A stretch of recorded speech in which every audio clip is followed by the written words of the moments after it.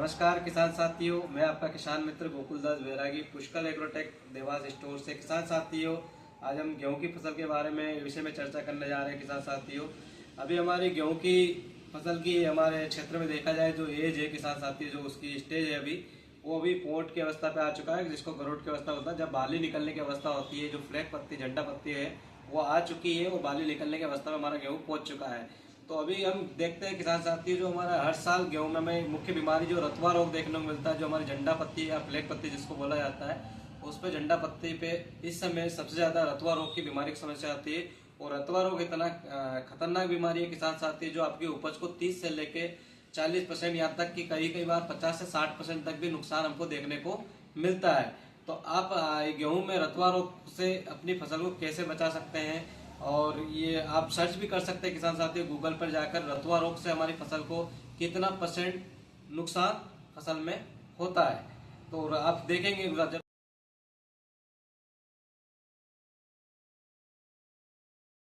गेहूं में रतुआ रस्ट रोग से उत्पादन पर बहुत बुरा असर पड़ता है, जिससे उपज में 30% से 50% तक की भारी कमी आ सकती है और फसल की गुणवत्ता भी खराब होती है, क्योंकि यह रोग पत्तियों से पोषक तत्व चूसकर पौधे को कमजोर कर देता है, जिससे प्रकाश संश्लेषण रुक जाता है और दाने सिकुड़ जाते हैं, जिसके कारण किसानों को बड़ा आर्थिक नुकसान होता है और कभी कभी फसल पूरी तरह बर्बाद भी हो जाती है। जब सर्च करेंगे तो आपको वहाँ पे दिखाएगा 30 से लेकर 70% 80% तक गेहूं में रतवा रोग से, इस बीमारियों से गेहूं का उपज घटती है। उदाहरण के लिए यदि आपका 10 से 12 कुंटल पर बीघा का भी गेहूं निकल रहा है, यदि रतवा रोग से सामान्यतः 10% भी नुकसान हुआ तो आपका 1 कुंटल से लेकर 1.5 कुंटल पर बीघा तक का उत्पादन घट सकता है नॉर्मली।